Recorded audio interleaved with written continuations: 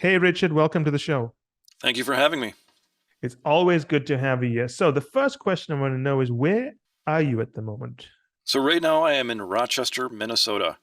So, it's not snowing or anything, right? I mean, it's probably Not baking. yet, not yet today. I mean, who knows what's going to happen, but currently I believe it's 75 degrees and it's nice and sunny. Good day. Okay, that's a good day. So, you should be going out sometime soon.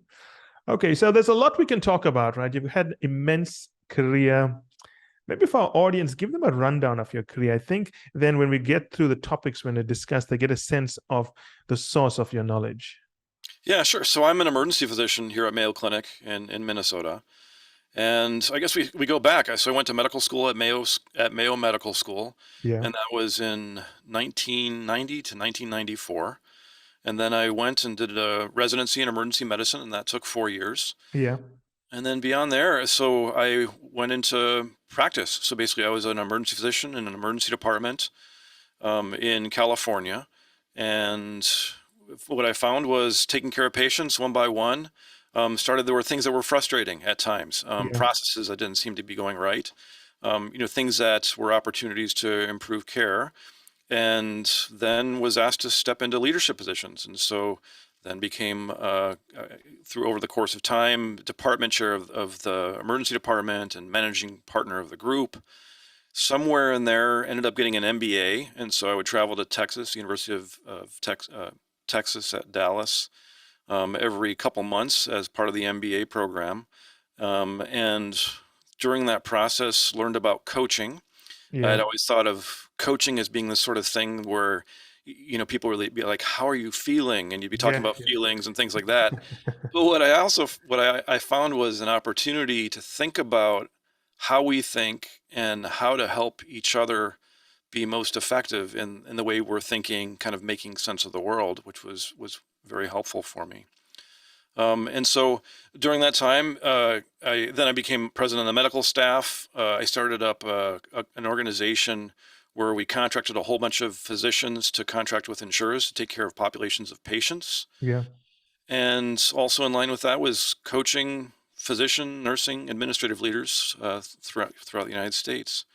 Um, had a conversation with one of my former MBA professors after one of the talks I gave, and he said, "What would you like to do?" And I said, "You know what I'd love to do is go back to Mayo Clinic, Yeah. but I don't know anyone anymore. It's been a while. You look at LinkedIn and you wonder, how do I Yeah. connect?"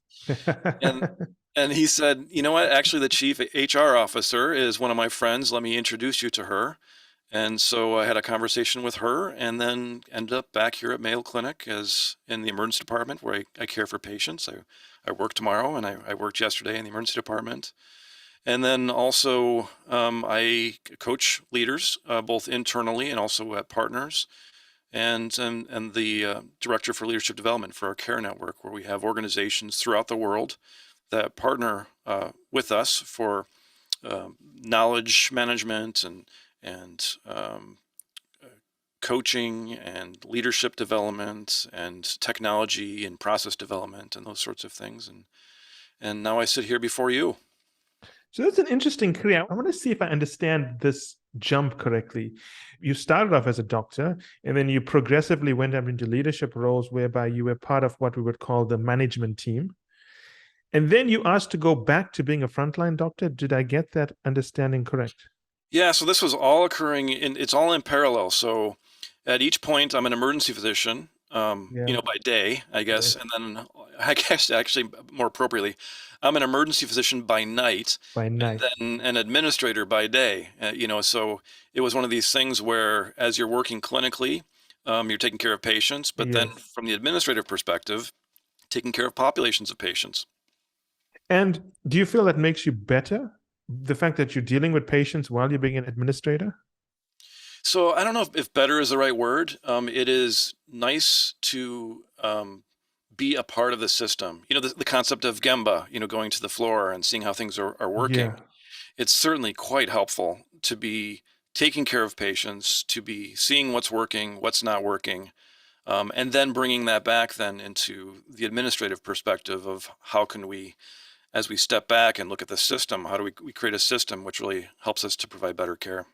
The reason I ask that is because it's a very rare, and in fact, I've never actually seen it, where a leader wants to take an active role serving customers while being a leader. Because I used to be a senior partner in management consulting and I served a lot of banks. I don't think I've ever met a CEO who ever told me he went to a branch on a Friday just to serve customers so that he could see what worked and, as you said, bring it back and make adjustments. It's very rare. Is that common in the medical world? Yeah, there's gonna be a spectrum there. I mean, certainly there are individuals who, as they go into administration, that becomes their job.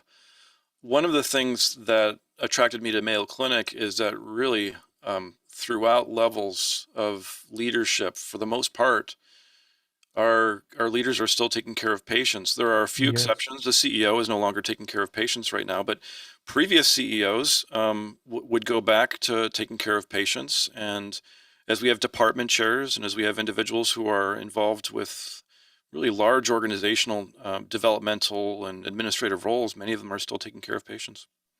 Okay, so it's common in the medical world. Not everyone does it, but it's more common than, let's say, it's in the business world.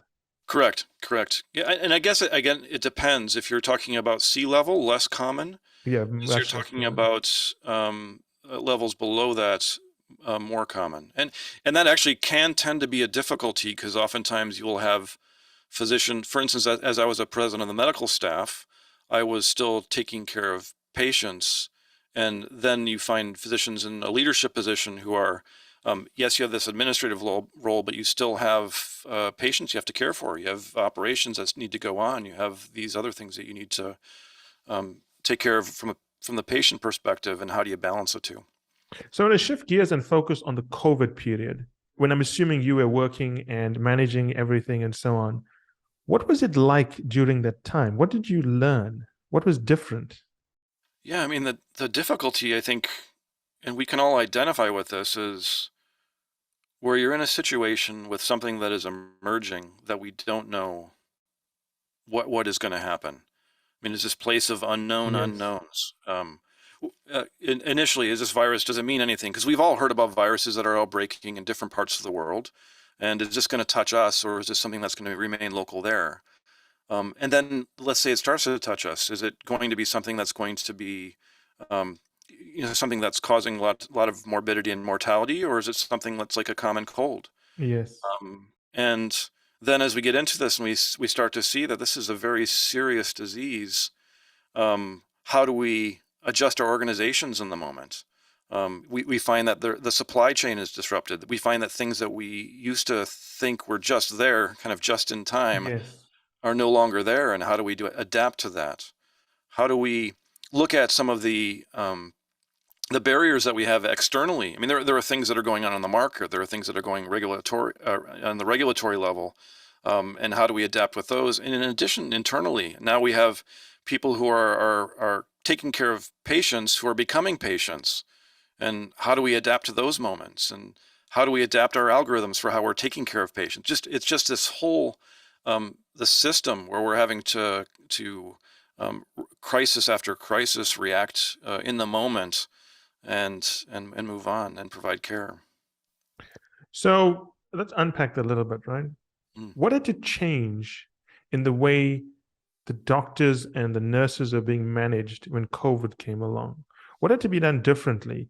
Because my take on this is what I've only seen in the newspapers about the difficulties physicians face dealing with COVID, but I've never actually spoken to any doctor who was on the front lines. Yeah, and as first, I think it's quite similar to what everyone was experiencing, and so Yeah. the data operations still needed to go on, and yet we are having to respond to this crisis, and so the way we're making decisions in crisis mode is quite different from the way we're usually making decisions as we're going about our kind of business and administrative lives. And so as COVID is coming in and we're hearing about this emerging very serious illness that's affecting the system, you have leaders who have to step up and make decisions, and they're having to make decisions without having all the knowledge that you'd love to have in the usual environment, without being able to kind of have committees and task forces Yes. to look at this and bring us back this nice, kind of grand perspective, and then make decisions based on that. And so in each department, in each division, at each organizational level, leaders are having to step up in times of crisis and make decisions. And that means that they do have to make decisions. And they're dealing with kind of an inadequate database. They don't have all the information they want, which is uncomfortable. And Yes. they're having to look forward and try to think about, based on this decision, what might happen. Based on, if I make this decision, what might that happen? And then just decide. That tends to be less common within healthcare, where you're wanting to more often have a more collaborative approach Yes. and bring many together. And so there was a bit of growth there for some, and for others, it was quite natural just to step up and make those decisions. And do you feel there were some things that you've done or your team done or you've seen the medical world do differently that should be applied to general business more? So is there some things that the medical world is doing differently, either through COVID or just the principles and the way hospitals are managed, that could be taken into the general business world? I can speak to how we responded, and I think how we responded quite well is you have this serious crisis that's going on. And so leaders at all levels each have their areas of expertise. And then there are also areas that are outside of their expertise. And so, for example, our CEO was making some decisions that were quite appropriate from that level.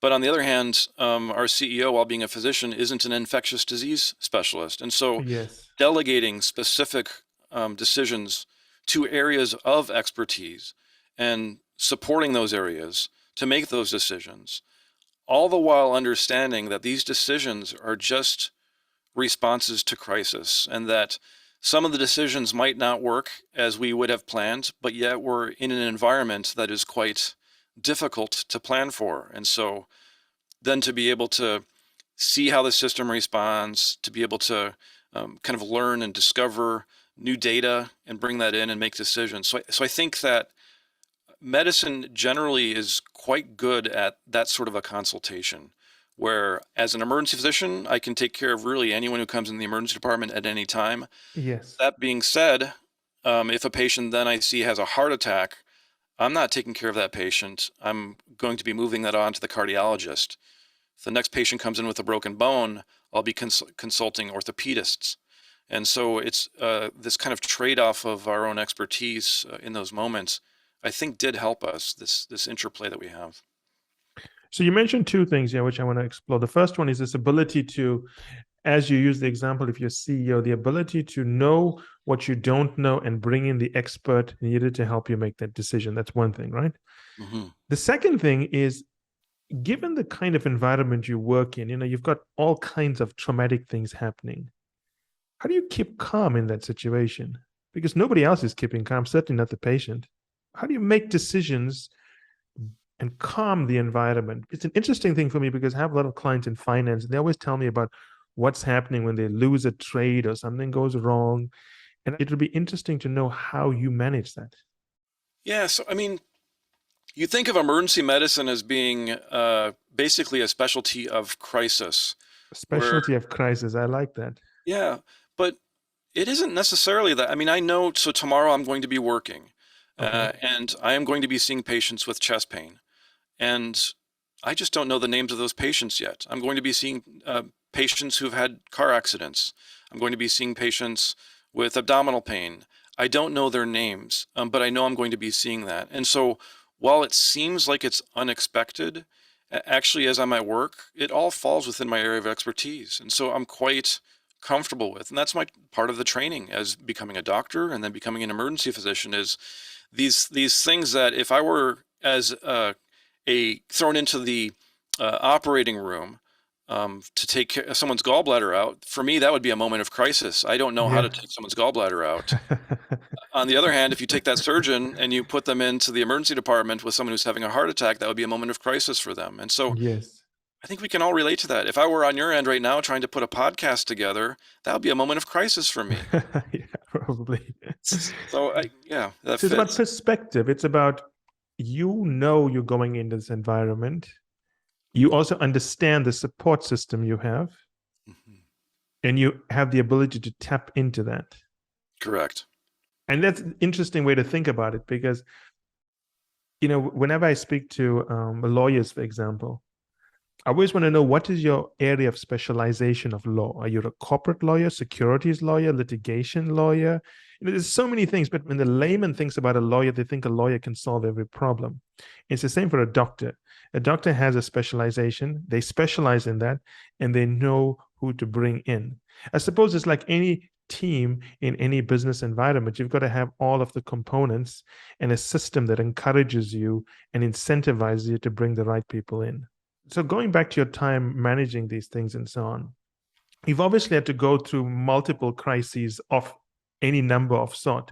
How do you get people to be on the same page? I feel that's the hardest thing when there's limited information, because you've got different opinions. You've got one group saying, well, this is maybe more important. How do you get people to buy into a common vision here? Yeah, so I think there's probably multiple kind of things that come up here.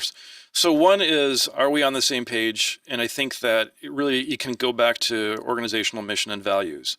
And so we are all together here at this organization with a mission. And for us, we want to meet the needs of patients. And then we have values. And so during Yes. crisis, these things are really essential. I mean, we have this common mission, we have these common values, and these are the things that are going to keep us together. And during these crises, we're going to really leverage that as we move forward. So I think that's one thing. I think another thing is for the leaders to admit what they don't know, and also as they're finding information, to be sharing that information. And so we're not sure what's going on in terms of this particular crisis, but we know that we need to take care of patients, for example, and we're going to do that with our values. This is what we know. This is what we don't know. This is how we're going to proceed. And as much as possible, help those that you're working with, your colleagues, to be able to inform that data, and then also be able to share in the knowledge that you have. Let's go up to the early days of COVID, right? Mm-hmm. There was some information coming out, but people didn't know what was going on. So you've got this data and you've got some tremendously smart colleagues around you who are experts in their own field. Everyone's looking at the same data, but they're all interpreting the data differently. And because of that interpretation, they want to move in different directions, act in different ways, prioritize things differently. How do you get a unified vision given that different interpretation? So during these times of crisis, and there is lots of data, and one of the actually benefits about having teams of individuals looking at that data are that there are different interpretations of that data. In fact, disagreements about that data. And those disagreements are part of our shared perspectives. I mean, within those disagreements, we start to see that maybe things aren't kind of binary. It's not either this or that. Yes. That it's less dichotomous. It's more dialectical. There are more Yes. possibilities. There are more, so it's less probability. It's more possibilities. And so as we get teams of individuals with different perspectives around this data, all those varied interpretations are what helps us to decide what the next step is. Understanding that during these times of crisis, that what we're looking to affect change on one hand, we're looking to serve our mission and our values, and for Mayo Clinic to serve the needs of patients.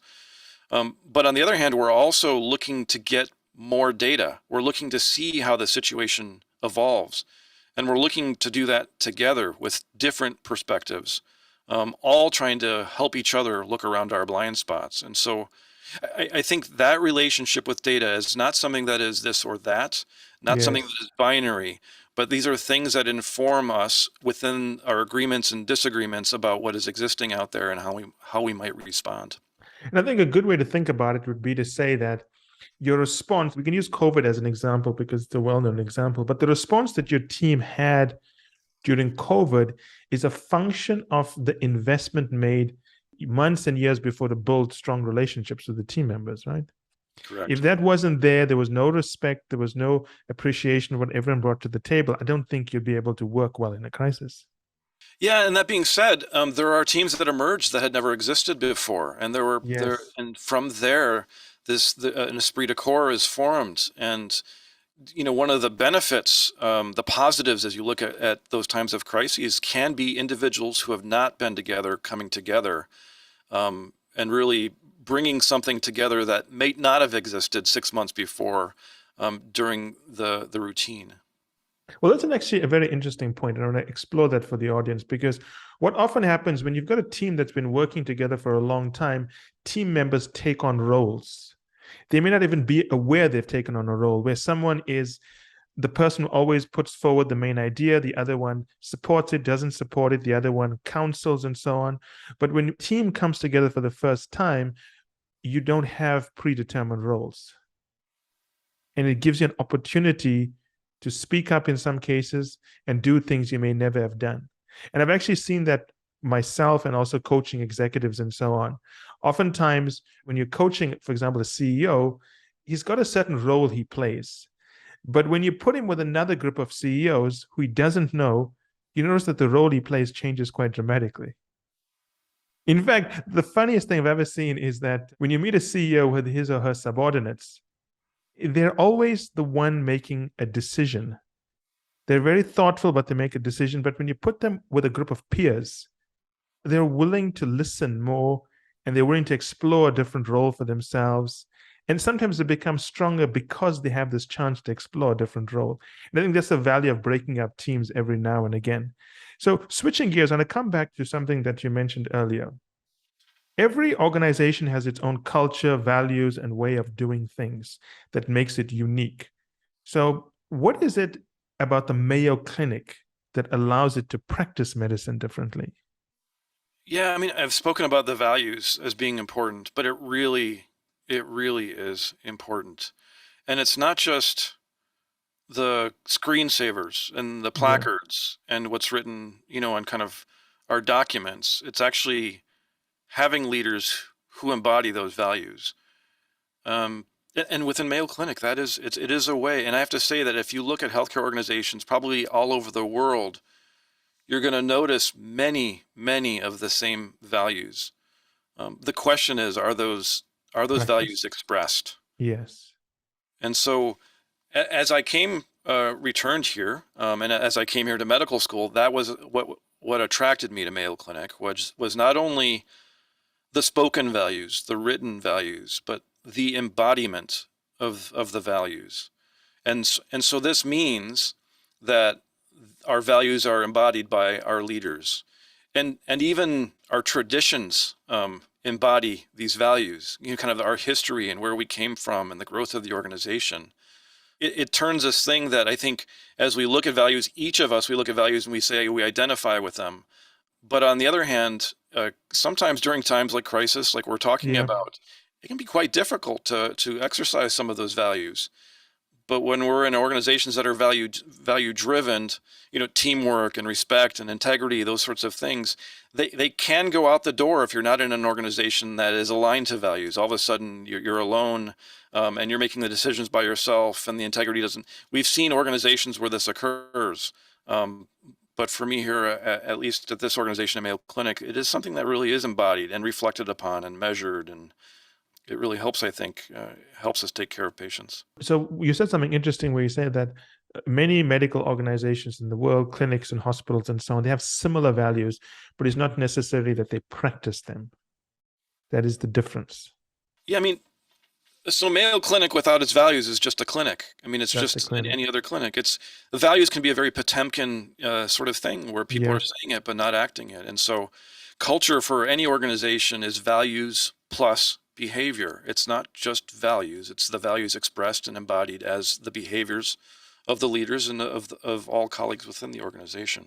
If you look at some of the challenges going on in healthcare at the moment, there's always a debate about outcomes in healthcare for the costs being spent and so on.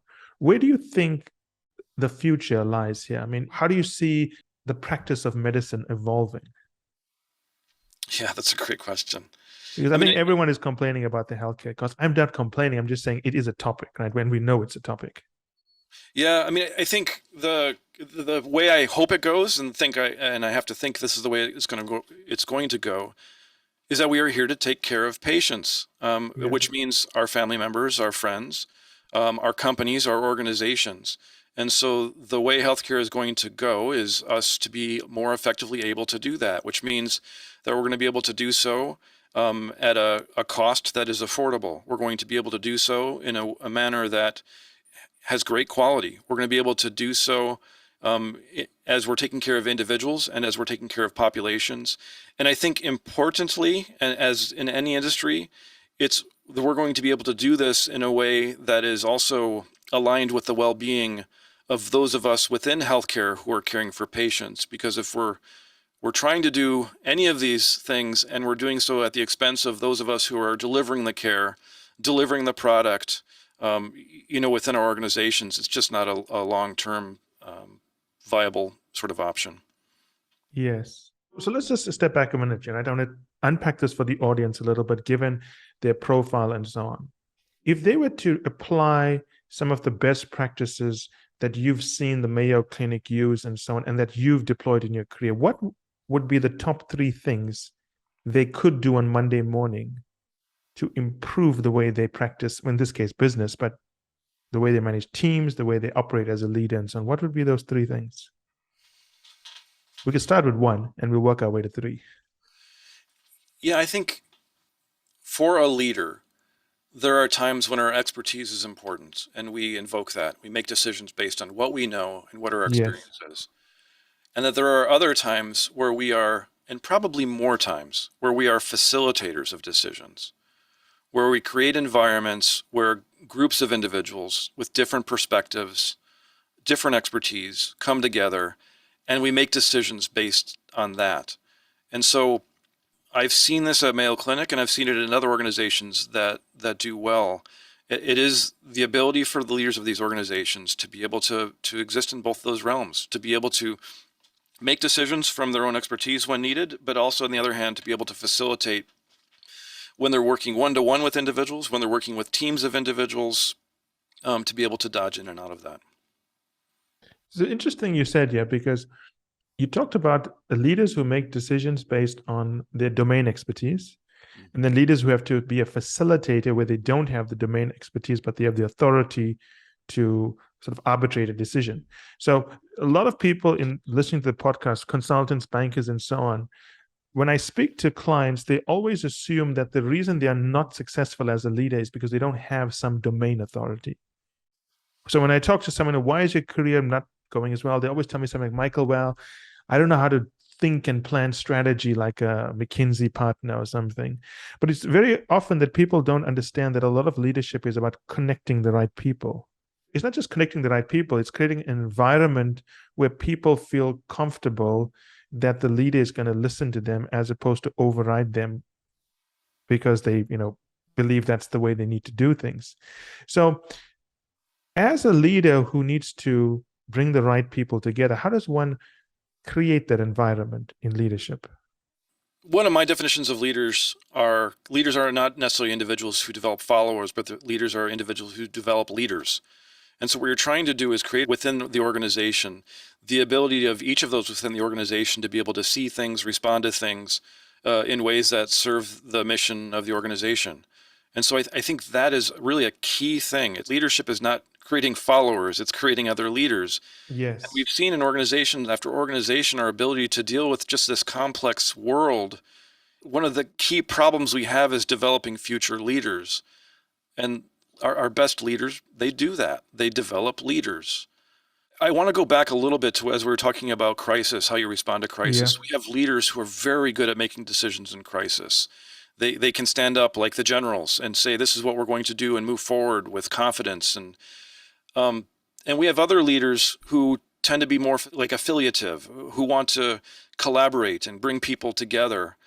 Our best leaders embody both of those. And so, for example, the same individual, a leader during a time of crisis, who is effective, steps up, makes decisions, and moves forward in this area where we don't know what's going to happen, where we're discovering what's going to happen. We need a leader who steps up and makes those decisions. On the other hand, as things progress and it's no longer crisis, our best leaders are able then to step back and facilitate and bring together teams to make decisions more collaboratively. I think in some organizations, this can be a barrier. Certainly, even in our own organization, there are department chairs and division chairs who do very well, for instance, in that affiliative scenario. and maybe not so well during the I have to make a decision sort of scenario. Our most effective leaders can do both. They adapt to the situation.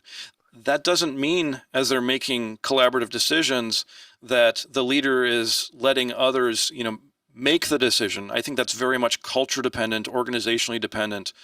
Even if the leader is the one who is calling the shots, they still want to be able to facilitate the best kind of finding of information and perspective taking and development of shared reality before they make the decision. They're able to do that in a fashion that involves teamwork and inclusion. I like what you just said. So for the audience, I'm going to sort of paraphrase this a little bit because we've been touching on some points and we're trying to pull it together in a single thread. We seem to be distinguishing between the performance of an organization and the health of an organization, because there are leaders who never develop strong leaders, but they make all the decisions themselves. The business can do well for a short time, so it performs well, but the business is not healthy in the long term because that performance is not sustainable when that leader, for whatever reason, needs to go away because he's not developed that deep bench to replace him. Is that a good way of thinking about it? Very well said. So let's think about this, right? Because this is an ongoing challenge, I think, with all leaders.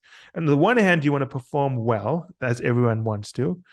But at the same time, you need to, I think is a better way to say it, to bring up new leaders, train them, groom them. But people are always worried about being replaced, right? That's really the challenge here. Because everyone's just worried. I've seen this, I've had clients whereby they would groom someone, and when they felt threatened by that person, they would sideline them. They would take them off the race for running indirectly, and the person knew they're out of the race, and they would leave the organization. I've seen organizations who were once enormously successful lose a bench of leaders, and the organizations are now struggling. I mean, you obviously follow the news, you know what companies I'm talking about. So as a leader, how do you balance it? How do you balance that need to be successful and groom someone and not be replaced? Yeah, I love this discussion. So just from a medical perspective, let's say we have residents in emergency medicine who, as they're done with their residency and now they're taking care of patients and they're the consultants, they're the attending, the individual in charge, there can be a sense that they need to know everything, that they need to have like all the knowledge for any situation that comes in, and how difficult it is to admit when they don't know. And their sense is that if they express that they don't know what to do in this situation, that maybe they're no longer relevant or they don't have the ability to lead. Yes.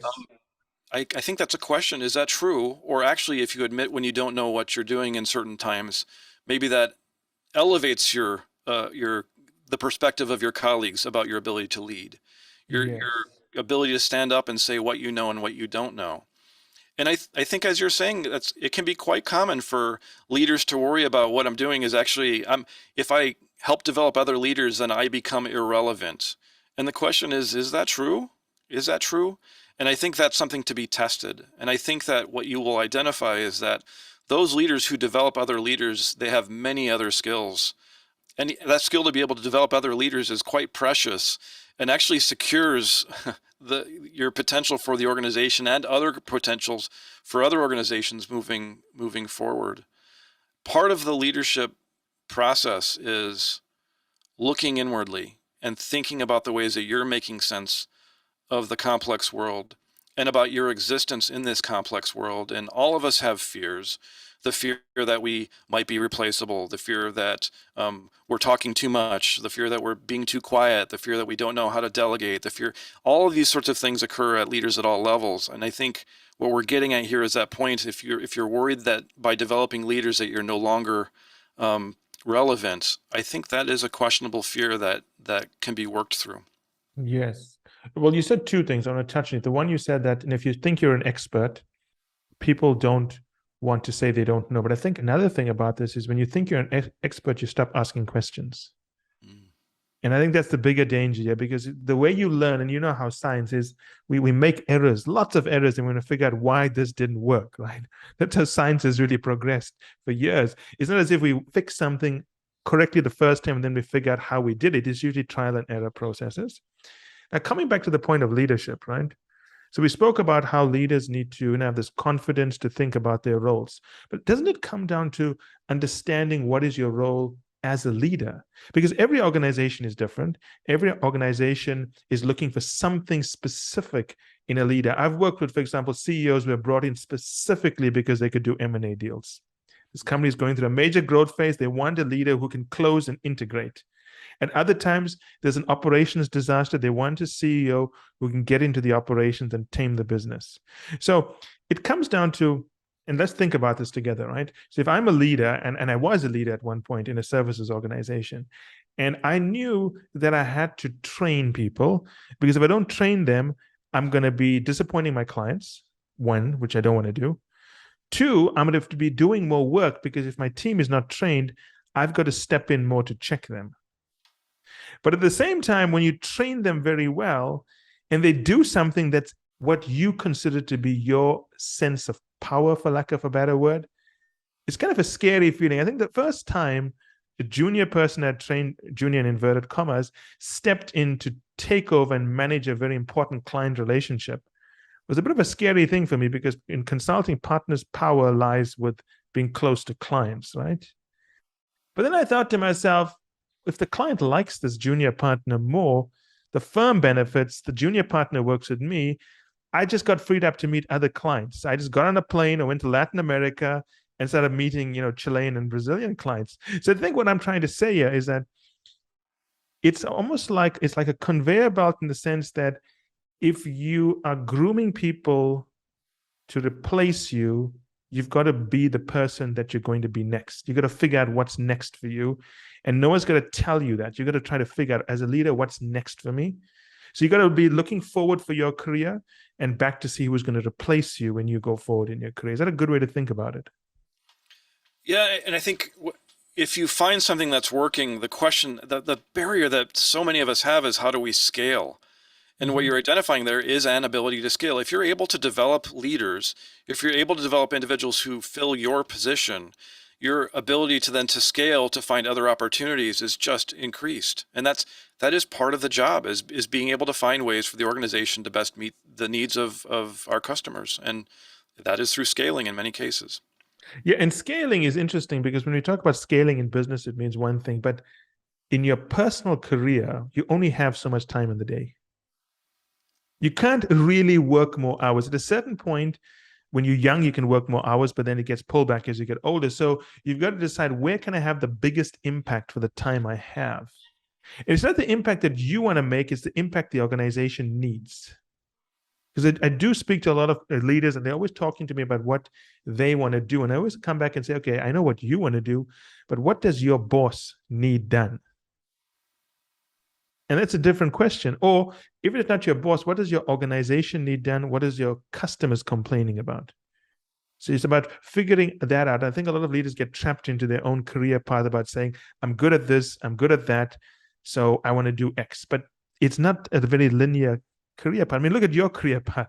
It moved all over the place. In fact, you used a very interesting word, which I liked, and I was going to come back to it. You said you were asked to take a leadership role. You didn't put your hand up. You didn't fight for a promotion, right?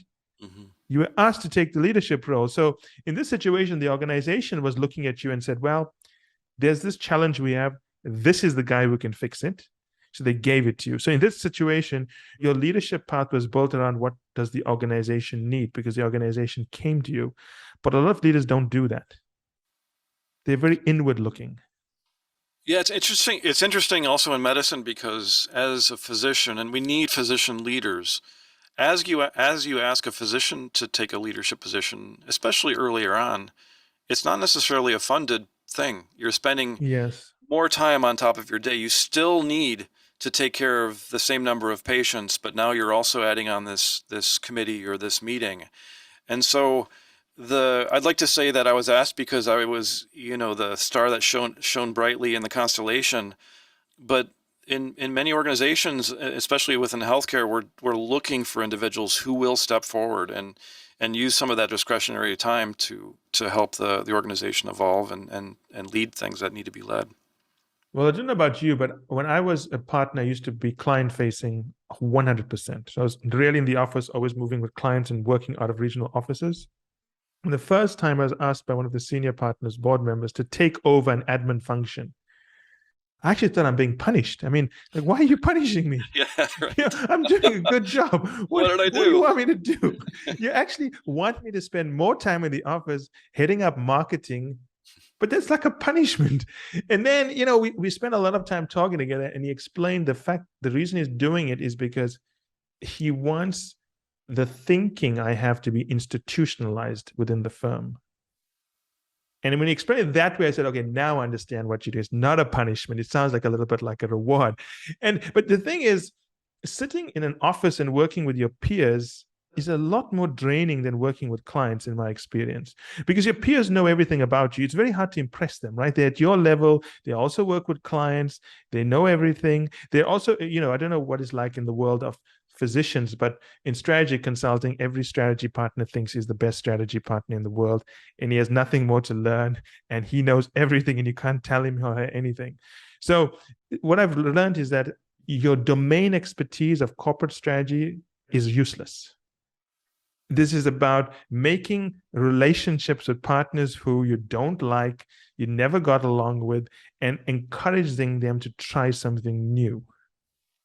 And it's a difficult work. I mean, you know what admin work is like. It's a totally different mindset, a totally different skill set, and it can drain you many times because people just don't listen sometimes, and you've got to find multiple ways to make the same argument. It's, people use the word politics, but there's a lot of politics going on there, and I don't mean it in a negative sense. It's about understanding someone, knowing what they want, where they want to take things, and just, it's so hard if you've only built your expertise in solving a problem and not building teams.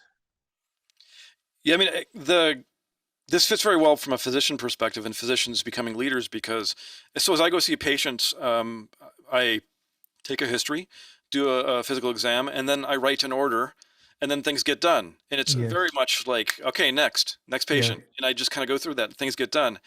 Okay, so now I'm a physician and I'm in a leadership role or an administrative role. I've written the order. What's going on? Things aren't Yeah. getting done. What is going on? And so the time frames for those are quite different. And actually, the sense of how to be most effective in those time frames is something that people need to grow into, which is understanding that when you're taking care of patients, it may take minutes or hours. But from the administrative time frame, it often takes more time to develop and to bring other individuals on board. And sometimes these things that you're kind of hitting your head against the wall, this you're trying to push the boulder up the hill and it keeps rolling down. All you need to do is wait a little bit of time, get a little bit more people on board, and that hill that you've been rolling the rock up starts to disappear, and things become easier. And that sort of pacing and timing, I think, can be a struggle for many of those of us who have these distinct areas of expertise where things get done and we move Yes. into this world of administration. Yeah, because the world of administration, it has very difficult outcomes to measure. As a physician, a patient comes in, you're going to do certain things, and it's relatively easier to know what a good treatment was because they would get better, right? They would feel better and so on. But when you're managing a hospital group or a large medical group, beyond the metrics of patient care and possibly finances, there's so many other moving pieces that it's easy to get lost in it. And sometimes you just feel that I've made no progress 1 month in here, and I'm not sure if anyone's listening to me, and I'm not sure if they're taking it forward. And then you have to keep on meeting people, convincing them. And you're meeting someone who's an expert in their field. They can do that better than anyone else. So you're asking them to modify their behavior, even though they know more than you. And that's difficult. I'm sure in the world of physicians, it's even the same, because you've got to listen to this expert telling you why they can't modify their behavior. And then you've got to find a workaround to show them how modifying their behavior actually could be better the way they do their work. It's not one speech you give that's going to relate to everyone. I always find it works better where you meet these people one-on-one. You got to find the key people, meet them, get them on your side, and then move around the organization and figure out who else you need to bring onto your side. Is it the same for you?